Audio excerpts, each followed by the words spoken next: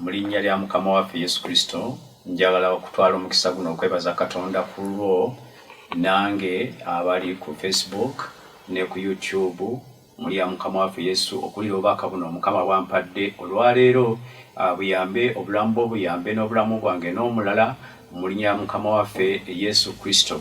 Mu nsi mwe tuyita mulimu emitawaana mingi ate naffe abantu okusija emitawaana gino gyesigamizibwa ku mbeera oluusi gye tutambuliramu n'engeri gye tweyisaamu ne Katonda waffe ne bantu bannaffe oluusi ne twesanga ng'embeera eganye ebintu byetabudde embeera ekalubye n'owulira nga n'obulamu obukyaye. Naye njagala okukutegeeza oluganda omwagalwa ekimu ku bisinga okugaana omukisa mu bulamu bwaffe n'ekigaana okulemesa ebintu byaffe okulaba omukisa munnange bwe butatya Katonda. Ebyawandiikibwa bigamba mu Zabbuli 128 naddala olunyiriri olusooka n'olwokubiri agamba nti alina omukisa buli atya Mukama atambulira mu makubo ge kubanga onoolyanga emirimu gy'emikono gyo. Munnange bw'otambulira mu maaso ga Mukama n'okwata amateeka ge ate n'otya erinnya lye ogenda kulaba obulungi bwa Mukama, ogenda kulaba omukisa. Emikono gyo ginalaba ng'omukisa mu byonna by'onookolanga onoolabanga omukisa. Okutya Mukama kye ki? Engero essuula ey'omunaana olunyiriri olw'ekumi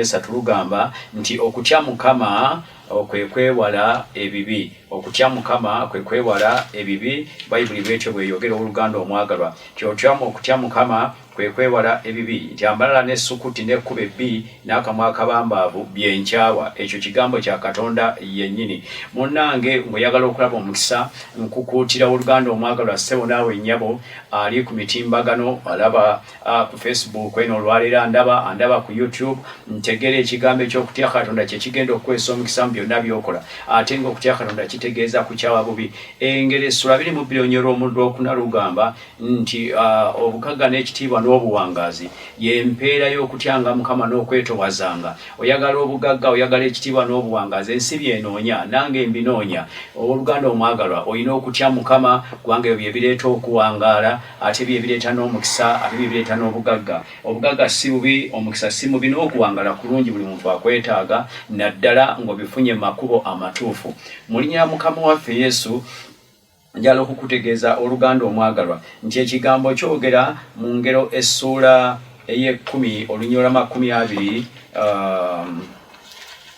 olunyiriri lwa 27 engero essuula 27 lugamba nti okutya Mukama kuwangaaza n'emyaka gy'ababiri girisalibwako. Ayagala okuwangaala oyagala emyaka gyo gibeere mingi munnange tya Mukama. Okutya Mukama kwewala bubi.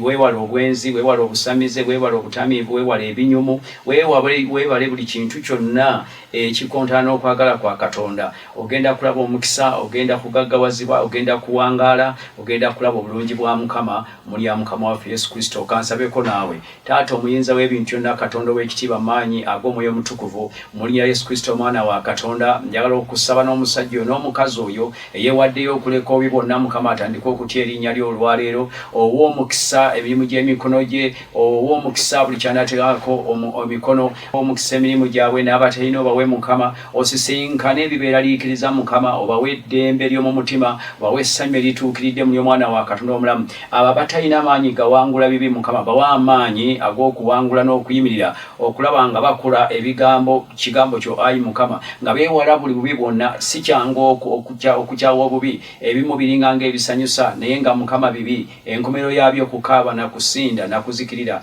Wa amaanyi obusajja oyo n'omukazi oyo amaliridde era n'oyo atannamalira muwe ekisa eky'okumalirira okulaba ng'akyuka okuleka buli bubi bwonna obukontana n'okwagalako ayi Mukama omuwe ekisa okuyimirira mu kukutya ate omuwere ddala omukisa ogwo gw'osuubiza buli akoze ekigambo kyo ng'ekigambo kyo bwe kiri mu linnya lya Yesu Kristo omwana wa Katonda abeera omulamu.